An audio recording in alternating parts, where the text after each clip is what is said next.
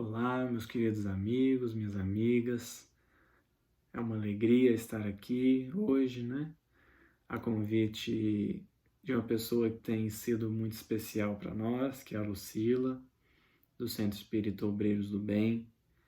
É uma amiga muito querida, que tem nos dado grandes oportunidades, né? A gente já tinha tentado agendar algumas vezes na terça-feira, uma ida ao Obreiros, mas que não havia sido possível por conta de um compromisso que eu precisava estar presente na casa em que frequento, mas que agora com as transmissões online, não é? Com as possibilidades que nós descobrimos ou nós ressignificamos com essa pandemia, se tornou possível que a gente pudesse fazer esse estudo, esse pequeno estudo, essa pequena conversa aqui com vocês hoje, pelo canal então do Centro Espírita Obreiros do Bem. E fica aqui a nossa gratidão, a nossa alegria, a nossa satisfação. E nós não poderíamos iniciar sem agradecer a Lucila. Nós gostaríamos de iniciar com uma prece. E quem quiser acompanhar com a gente, que fique à vontade, não é? Que se sinta à vontade para achar a melhor posição, para entrar em sintonia conosco e que nós possamos ter um minuto de serenidade, de pensar no nosso planeta. Então vamos fechar os nossos olhos, agradecer a Deus, a Jesus, aos nossos espíritos protetores que nos inspiram, que nos orientam, que nos consolam, que nos guiam, que nos intuem sempre, mas que nem sempre nós temos os ouvidos de ouvir.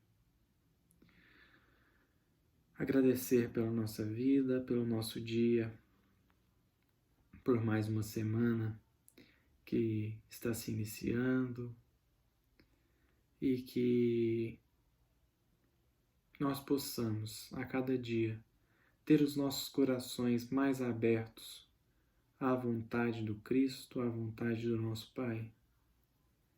Pedimos em favor também de todas aquelas pessoas que se encontram em maiores sofrimentos, abandonadas, excluídas, internadas, que o Senhor possa levar até elas as nossas vibrações de amor e de carinho, e que possa atingir a cada um, encarnado e desencarnado, que necessite neste momento, para que a gente possa alcançar juntos a paz de consciência, a paz íntima e confiar que o melhor sempre acontece.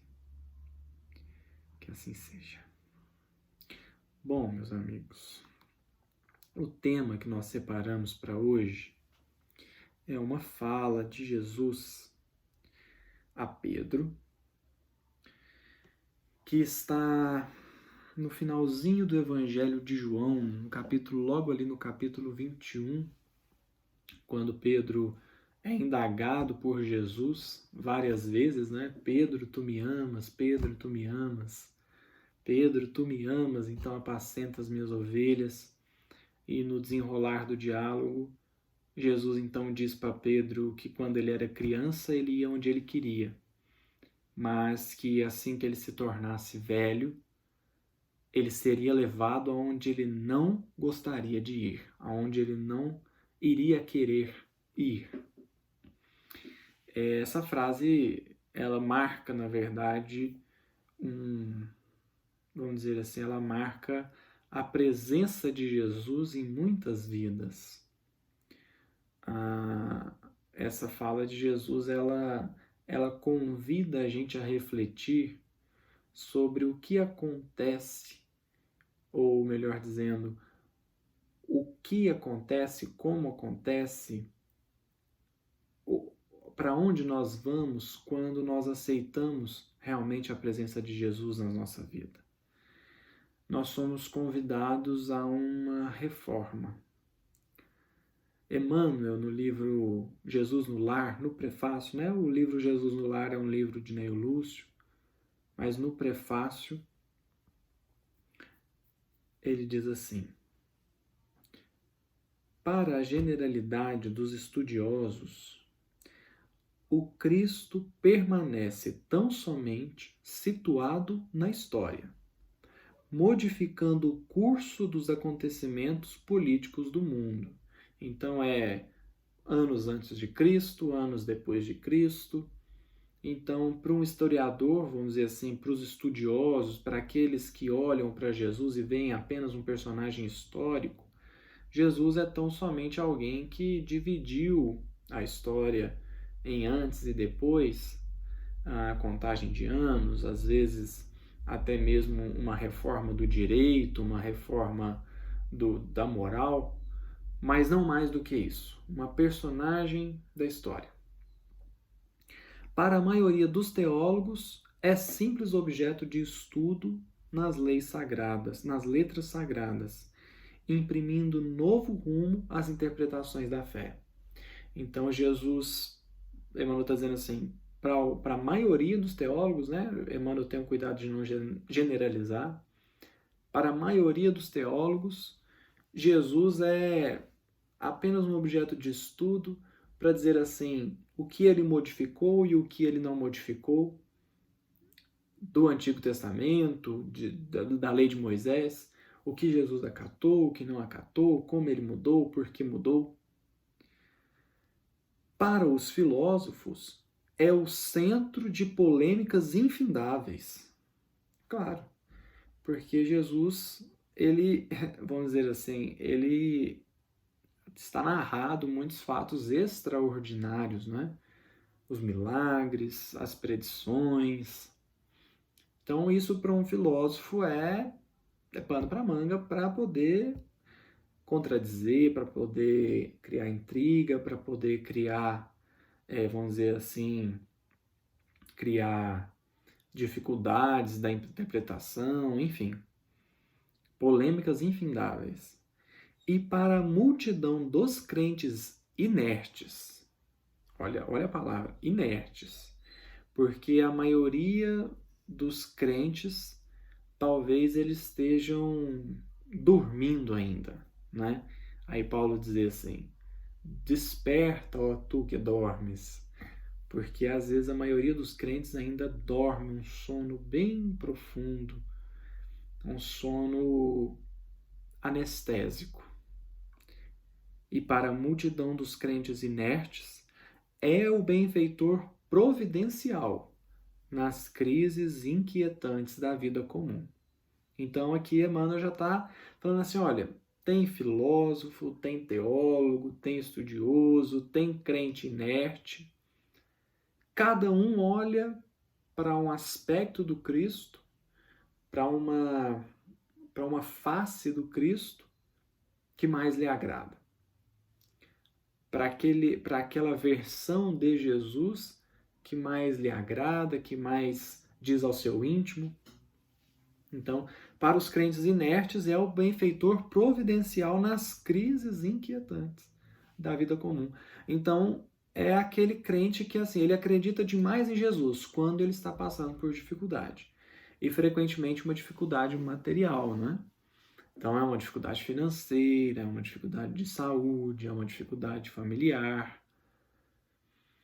É aquela pessoa que busca a fé, mas busca com confiança mesmo. Só que quando as coisas não estão dando certo, ou quando as coisas não trilham o curso que ela pensou que deveria trilhar. Aí o crente inerte procura Jesus, na denominação de Emmanuel aqui, no conceito de Emmanuel. Mas aí prossegue o benfeitor.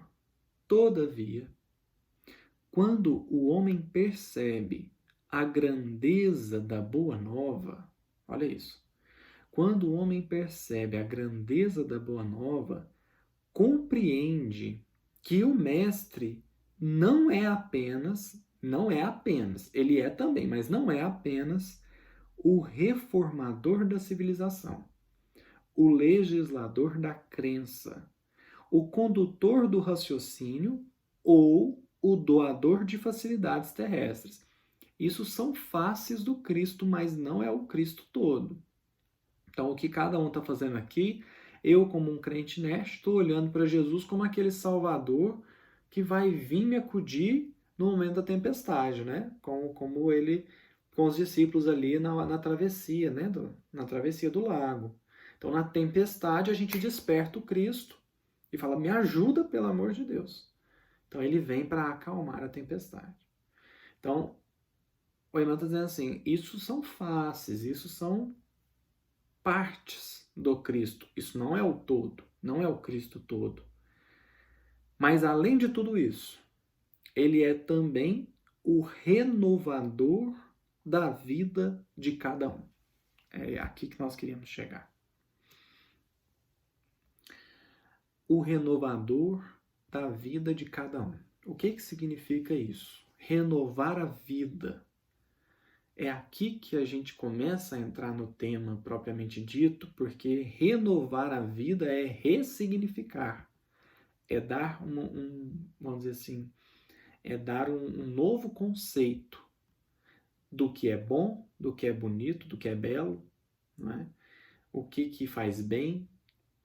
Quando nós percebemos, o que Emmanuel está dizendo assim, quando nós percebemos a grandeza da Boa Nova, ou em outras palavras, a grandeza do Evangelho, ou poderíamos dizer ainda, a grandeza da vida de Jesus, e é mais ou menos nisso que nós gostaríamos de entrar, né? A grandeza da vida de Jesus, quando nós compreendemos a força que isso tem e quando a gente entende o real significado do que é a vinda de Jesus, o que é o que ele veio fazer aqui, a gente entende que ele é o renovador da nossa vida. O que significa isso? É claro que aqui nós vamos apresentar uma interpretação, ou uma forma de analisar essa fala de Emmanuel, mas evidentemente que qualquer um pode olhar isso aqui de outra forma. Mas quando a gente lê renovador da vida de cada um, é renovar a vida nos mínimos detalhes, porque um dia inteiro é feito de segundos.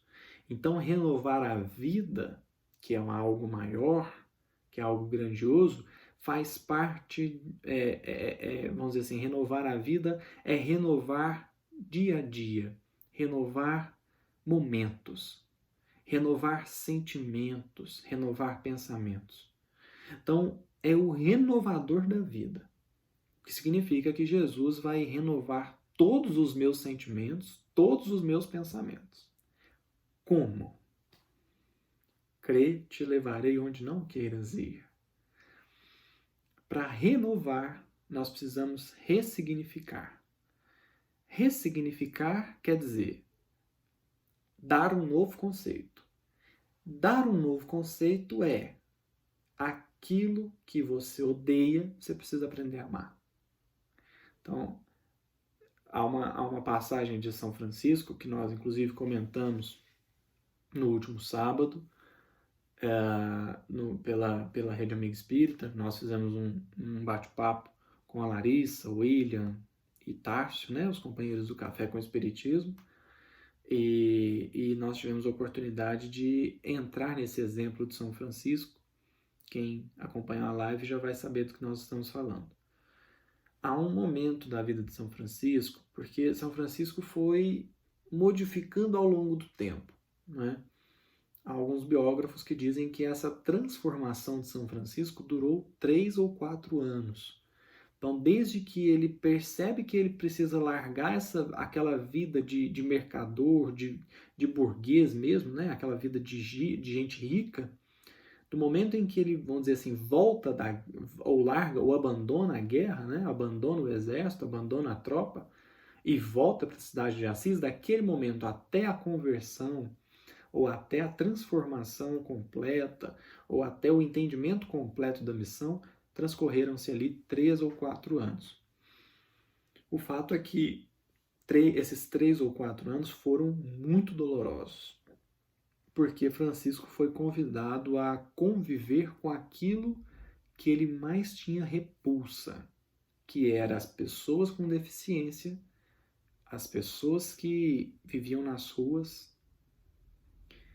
eram aquelas pessoas que ele ainda, por mais que ele quisesse estar com elas, ele tinha uma repulsa, né? Alguns descrevem mesmo como um nojo, vamos dizer assim, daquelas pessoas que estavam ali, porque às vezes o cheiro é muito forte, às vezes não estavam muito limpas, então ele tinha essa repulsa, mas ele lutou contra isso. Lutou bravamente até vencer. Mas o ponto é que um momento desses 3 ou 4 anos que ele se converteu, que ele foi se convertendo, vamos dizer assim, até entender o propósito da missão, aconteceu que ele já estava numa vida mais reclusa, mais solitária, vivendo assim talvez como uma pessoa na rua mesmo, né, pedindo ali, pedindo aqui.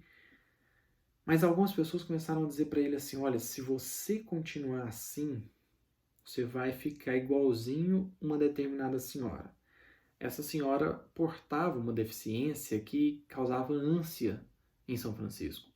Então ele olhava para aquela senhora, ele tinha uma repulsa muito grande, era um nojo mesmo, assim, é uma palavra meio forte, né? Mas era um nojo, ele não gostava daquilo. E aí as pessoas falavam assim, olha, você vai ficar igual àquela senhora.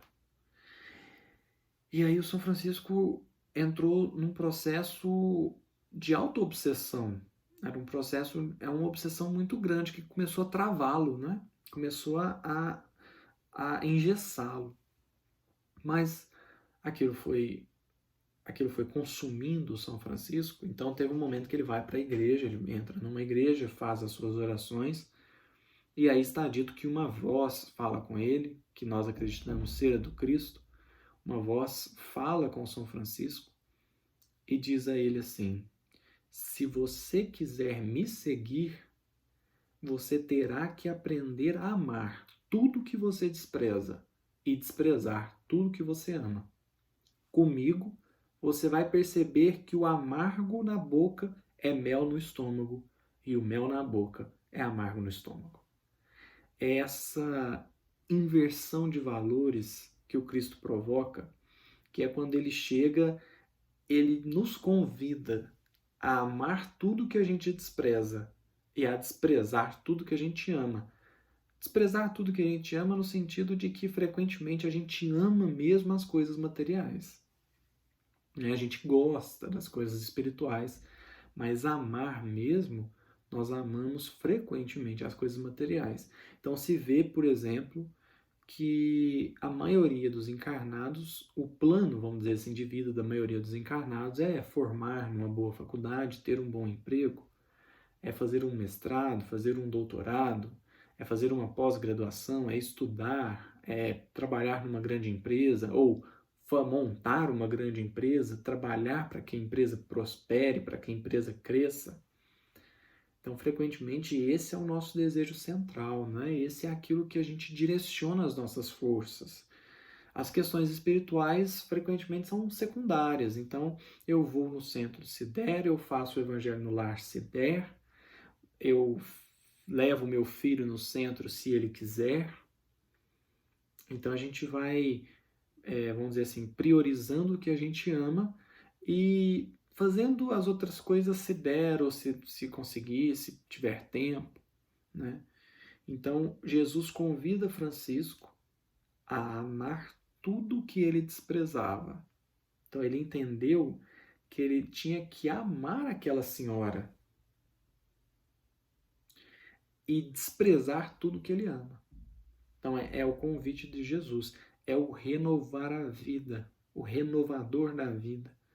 Porque a gente muito orgulhoso ainda, né? Muito vaidoso, a gente esquece de uma coisa que é fundamental, que Deus é nosso Pai, mas Ele é Pai de todos, não é?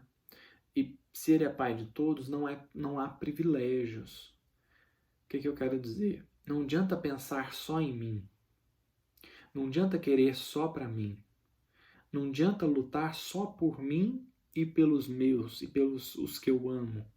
Nós temos que aprender a lutar por todos, a querer o bem de todos. O renovador da vida de cada um, que Emmanuel está dizendo aqui, é você aprender a olhar para todos. É mudar o sentimento e entender que Jesus está a favor de toda a humanidade, não a favor de um grupo, não a favor de uma pessoa. Mas isso é um golpe no nosso orgulho, é um golpe no nosso egoísmo, é um golpe no nosso interesse pessoal. Porque às vezes a gente, né, eu me recordo de um caso que um palestrante menciona numa das palestras feitas por ele, e que ele diz assim que ele atendia num consultório, era um psicólogo, ele atendia num consultório, e aí entra um paciente que havia tentado um concurso várias vezes e não tinha passado. Pouco antes da prova, ele entra no consultório e fala assim, agora eu vou passar, eu tenho certeza. Tenho certeza que eu vou passar porque Deus vai me ajudar. Eu sonhei e Deus falou para mim que vai me ajudar. Então agora eu sei que eu vou passar. Então aí o psicólogo olhou e falou assim, Deus vai te ajudar. Eu falei, vai, ele me falou no sonho que vai me ajudar. Mas aí o psicólogo diz assim, só que o mesmo Deus que vai te ajudar vai ajudar a todos. Quem vai desequilibrar, vamos dizer assim, ou quem vai desequilibrar a balança, quem vai fazer com que você passe, é você. Deus vai ajudar a todos. Porque Deus não nos ajuda porque nós fazemos alguma coisa ou porque nós rezamos de algum jeito. Não, Deus nos ajuda sempre. A questão é o que nós fazemos para entrar em contato com Ele. O que nós fazemos para entrar em contato com a ajuda e com o auxílio que Deus quer dar a nós. Porque Ele ajuda todo mundo. Então, o que o rapaz que vai fazer o concurso precisa fazer para entrar em contato com a ajuda que Deus vai dar para ele? Estudar. Estuda, confia e vai para a prova. Deus que ajudou o fulano vai ajudar o ciclano. Então não há privilégios na criação. Se não há privilégios, nós temos que aprender a olhar para o bem como o bem de todos. Porque às vezes a gente quer o bem muito, o nosso, né? Ainda que isso custe o bem do outro. Ainda que isso custe a paz do outro. Então eu quero um emprego bom para mim. Ainda que isso faça com que o outro não tenha. Então eu quero ter uma vida boa para mim. Ainda que tenha pessoas na rua, ainda que tenha pessoas passando fome. Então o renovador da vida é porque ele vai provocar em nós algo que ele mesmo falou. Foi ele mesmo que disse assim, eu não creio que eu vim trazer a paz, mas a espada.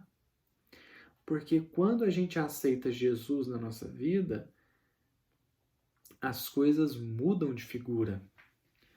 O que era bom, de repente passa a não ser tão bom assim. E o que era ruim, de repente passa a ser até bom. O que eu quero dizer com isso? Vou dar um exemplo mais prático. Renovador da vida de cada um quer que você ressignifique sentimentos. Então ele vai pôr o seu pior inimigo dentro da sua família. Ele vai pôr você ao lado do seu pior inimigo. Frequentemente dentro da mesma família. Por quê? Isso é engraçado. Não é que a gente está condenando ou falando que a família é só gente ruim, não, ou só gente que a gente não gosta. Não é isso. Na família, a coisa é balanceada, né? A gente pode ver isso. Frequentemente, quando a pessoa não dá certo com a mãe, ela dá certo com o pai. Quando ela dá certo com a mãe, ela não dá certo com o pai. É uma bagunça. Às vezes tem um irmão que gosta mais, um irmão que gosta menos. Tem um primo, um tio, um avô. Tem alguém ali que ele não gosta, mas tem alguém que ele ama. Tem alguém que ele não dá certo, mas tem alguém que ele dá muito certo. E às vezes se não encontra na família, encontra ali na escola, encontra no ambiente de trabalho. Então, o fato é que a nossa balança de afetos e desafetos, elas estão equilibradas. Mas, frequentemente, os nossos maiores desafetos, ou talvez nós poderíamos dizer, os nossos maiores desafetos que nós já estamos em condição de resgatar alguma coisa com eles, né? Porque às vezes a gente tem inimigos que a gente não está nem pronto para ver ainda. Então, esses talvez ainda estão postergando, né? Mas os nossos piores desafetos que nós já estamos em condição de resgatar, frequentemente eles nascem na nossa família. Por quê? Porque os laços da família consanguínea aqui enquanto encarnados são os únicos que não dá para desfazer. Porque, por exemplo, se você nasce no Brasil e seu pior inimigo nasce no Japão, não resolveu nada. Ele vai continuar no Japão. A globalização pode até ajudar que vocês se encontrem, mas vai ser uma coisa assim, no primeiro embate você bloqueia ele, você larga, você esquece. Se for, vamos pôr ele mais perto, se for alguém que trabalha com você e você não deu certo, você tenta mudar de emprego.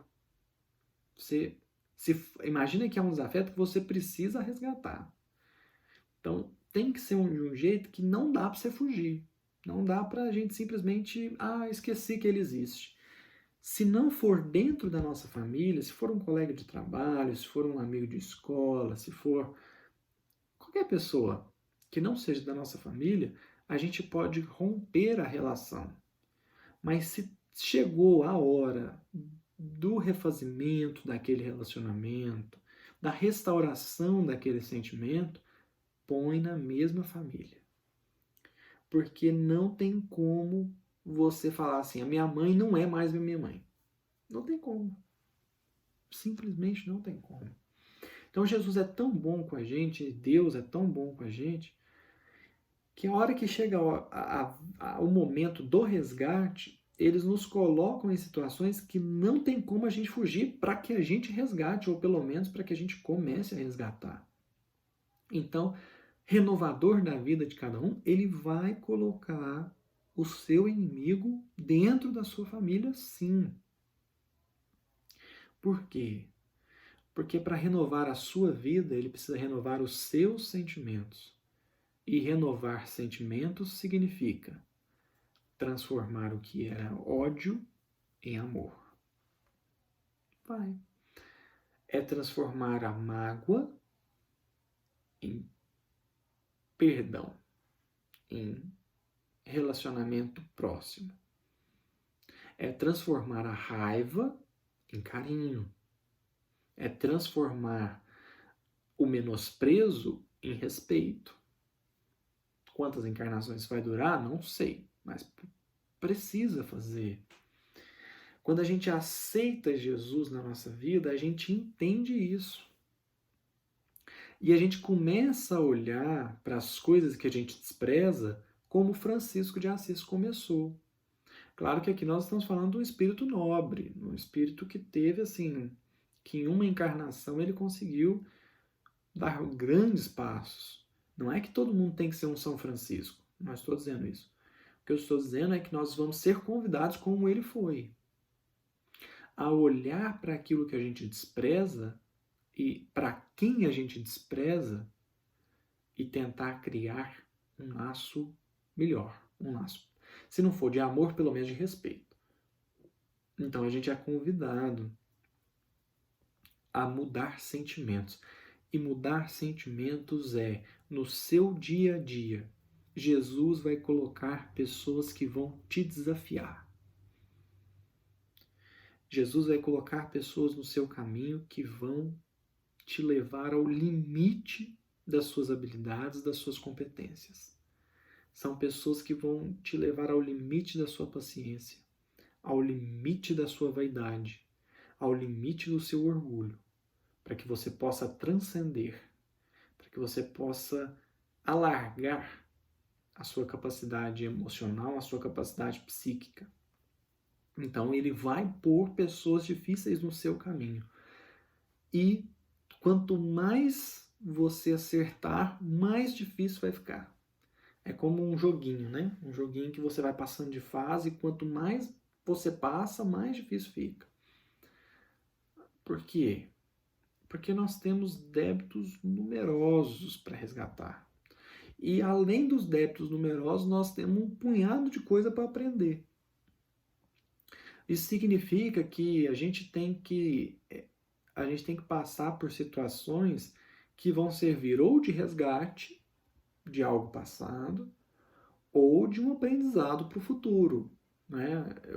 A gente diz muito isso, é porque Jesus não está só interessado no como você vai consertar o que você estragou.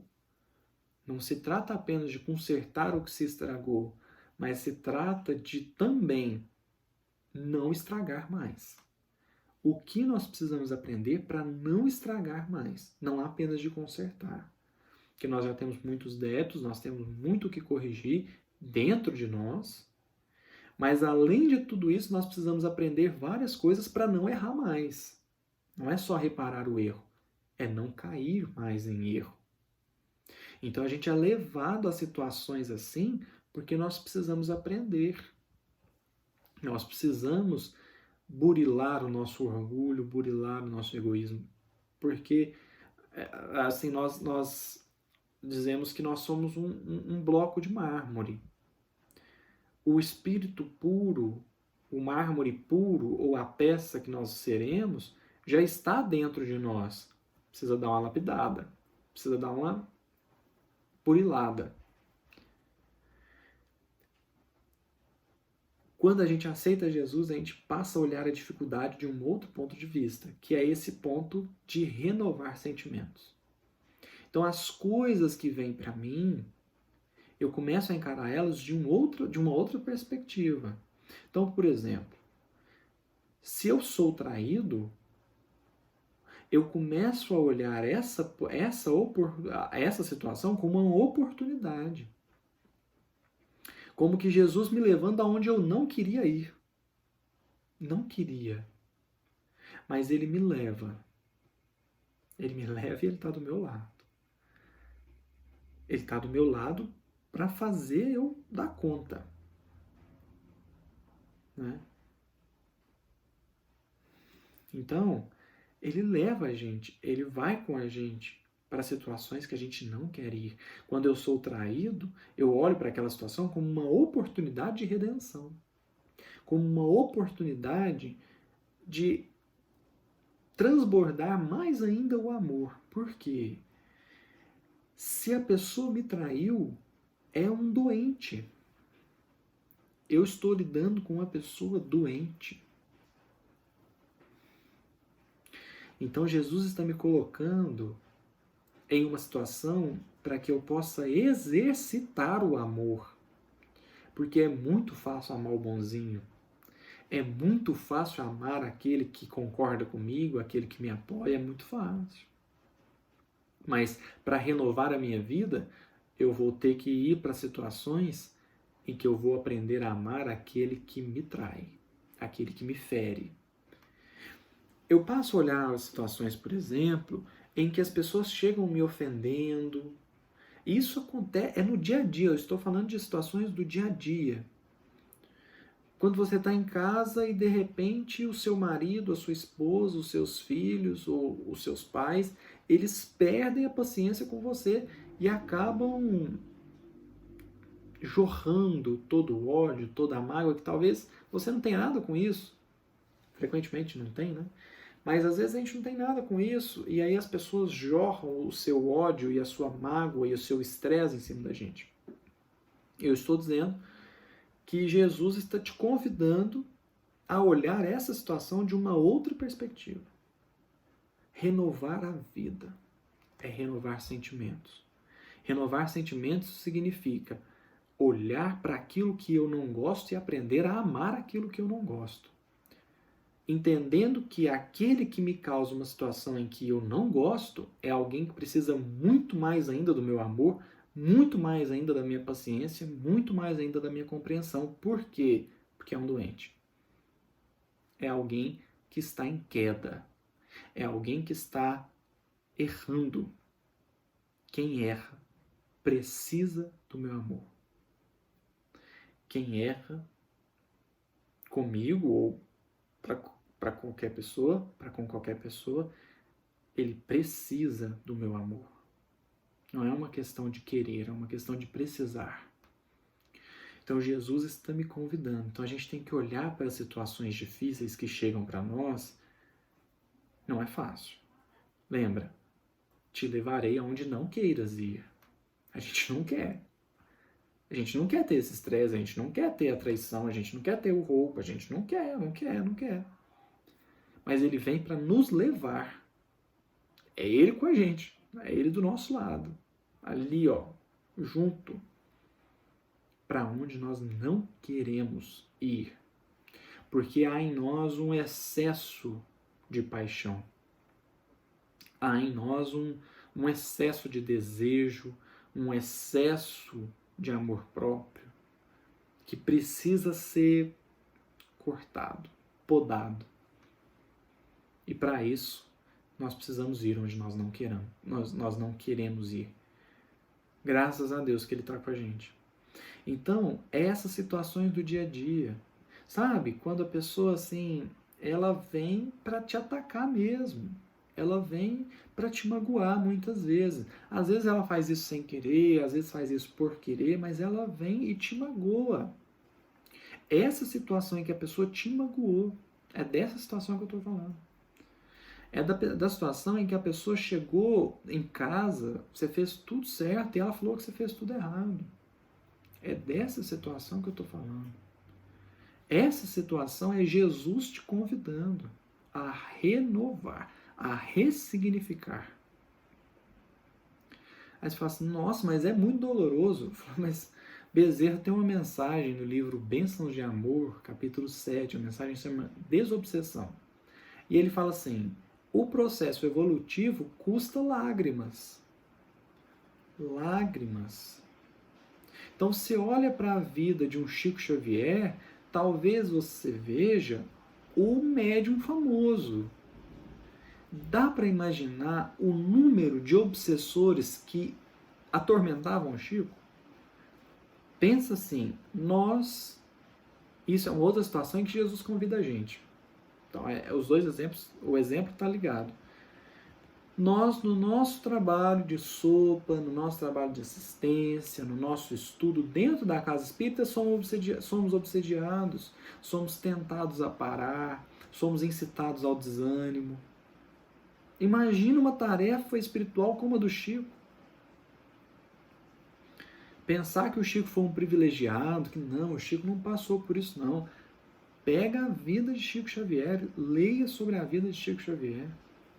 É um sofrimento atrás do outro, é uma vida doída, uma vida sofrida. Por quê? Porque é Jesus levando ele onde ele não queria ir. Então, a gente olha, por exemplo, para essas obsessões que nós sofremos no nosso dia a dia, nos nossos trabalhos, nas nossas, vamos dizer assim, nas nossas tentativas. Essas obsessões é Jesus nos convidando à persistência. É Jesus nos convidando ao fortalecimento íntimo. Porque não existe, o Haroldo diz muito isso, não existe espírito puro de cristal. Espírito puro não é um ser que se você ofender ele chora. Não, o espírito puro é uma pessoa, é um espírito que passou por diversas e diversas situações dolorosas.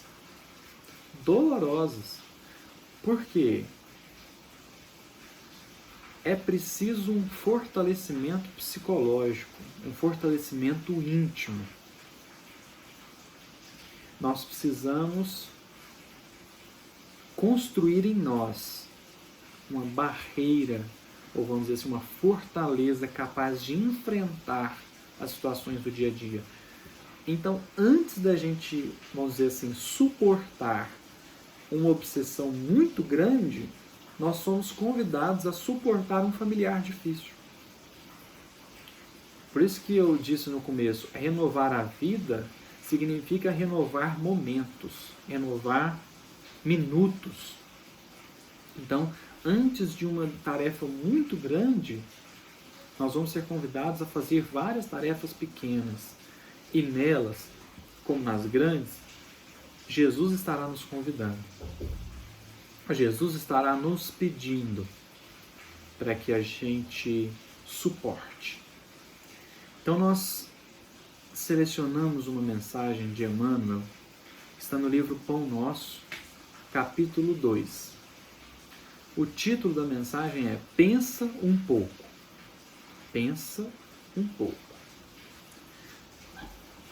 Emmanuel vai comentar o versículo 25 do capítulo 10 do Evangelho de João, quando Jesus diz assim: as obras que eu faço em nome de meu Pai, essas testificam de mim. As obras que eu faço em nome de meu Pai, essas testificam de mim.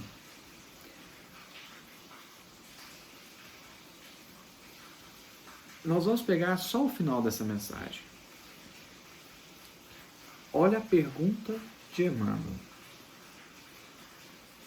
Porque Emmanuel, aqui ele está, vamos dizer assim, falando para a gente que a vida ela é assim, turbulenta mesmo. A vida é difícil mesmo. E ele fala assim: que diríamos de um Salvador que estatuísse regras para a humanidade sem partilhar-lhe as dificuldades e impedimentos? Olha a pergunta.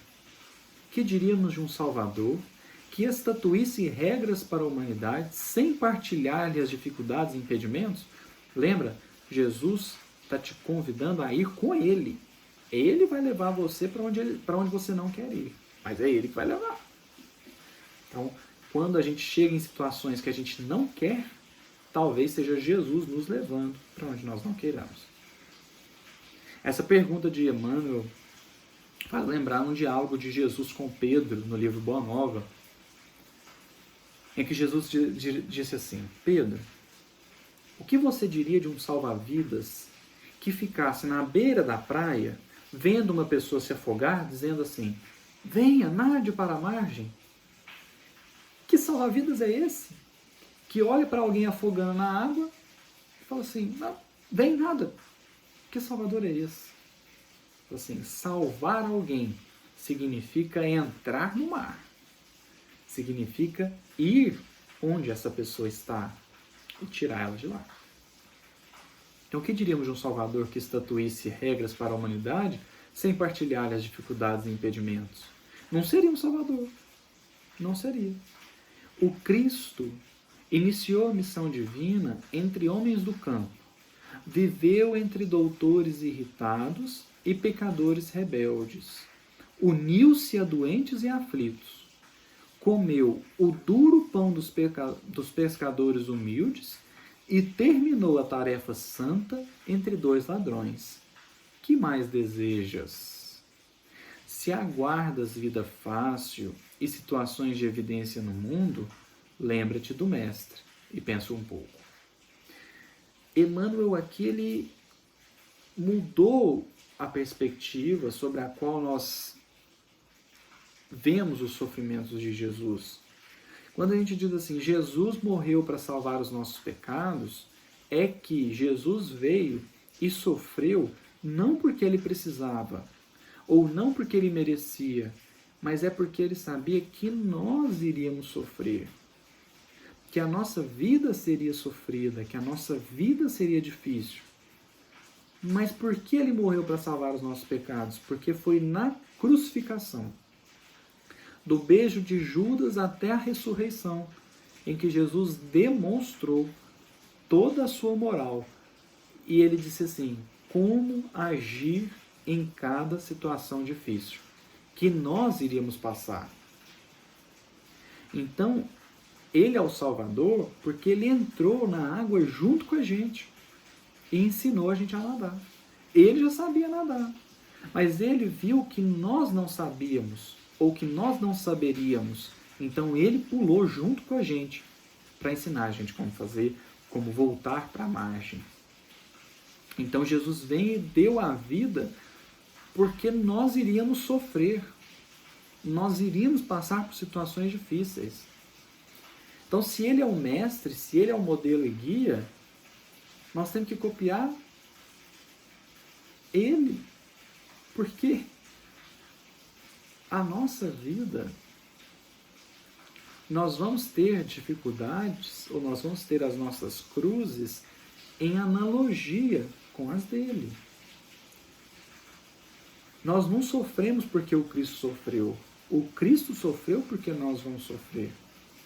Então, o que ele veio fazer aqui é ensinar como lidar. Agora, se ele é o guia, se ele é o modelo, é justo eu querer uma vida fácil? Uma vida sem dificuldades? Uma vida tranquila, segundo a matéria? Se ele veio e sofreu para me ensinar como lidar com o sofrimento, quer dizer que eu esperar uma vida fácil, esperar uma vida assim, sem nenhuma dificuldade, é insanidade. Ou é, no mínimo, não entender a mensagem que ele deixou. O que mais deseja? Se aguardas vida fácil, situações de evidência no mundo, lembra-te do Mestre e pensa um pouco. Lembrar de Jesus, olhar para Jesus. Ele foi levado nos caminhos que nós seremos.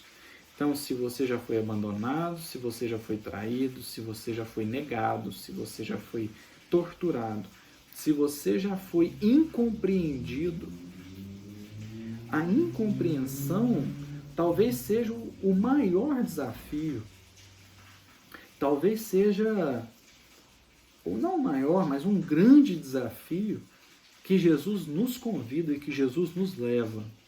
Porque lidar com a incompreensão alheia é trabalhar dentro de nós um sentimento de que eu só devo satisfação a Deus.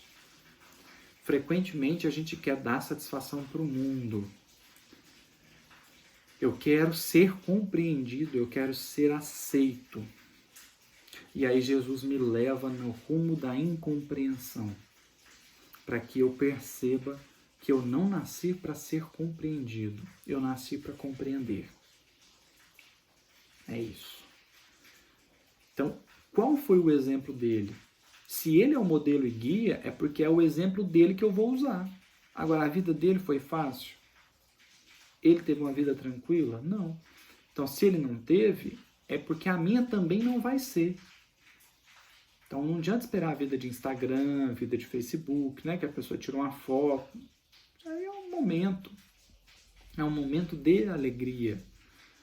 Então, não é a vida não é assim. A vida, ela é difícil. Porque Jesus está nos levando onde a gente não quer ir. Porque, frequentemente, o nosso orgulho e o nosso egoísmo leva a gente para uma zona muito perigosa.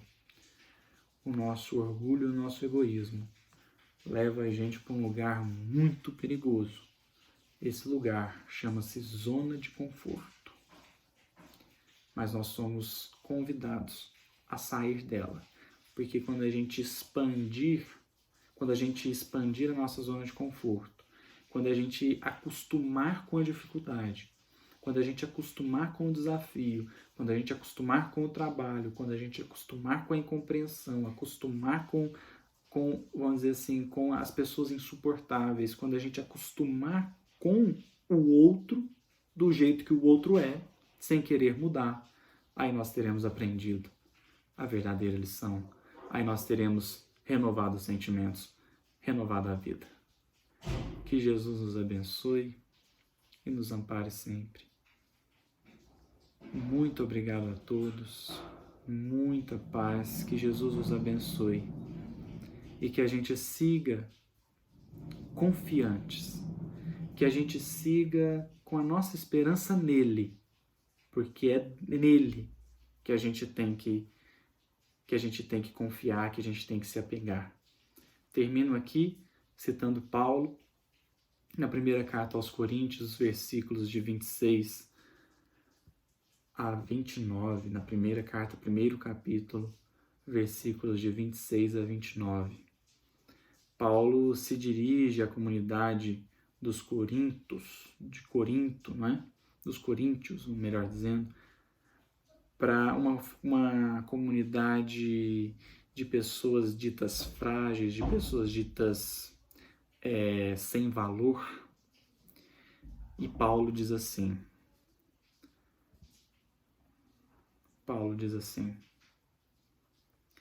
irmãos, reparais, pois, na vossa vocação, visto que não foram chamados muitos sábios segundo a carne, nem muitos poderosos, nem muitos de nobre nascimento.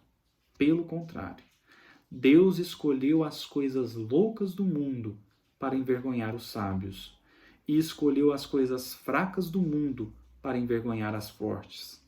E Deus escolheu as coisas humildes do mundo e as desprezadas, e aquelas que não são, para reduzir a nada as que são, a fim de que ninguém se vanglorie na presença de Deus. É isso. O que nós achamos que é sabedoria, o que nós achamos que é força, o que nós achamos que é bom, frequentemente não é nada disso.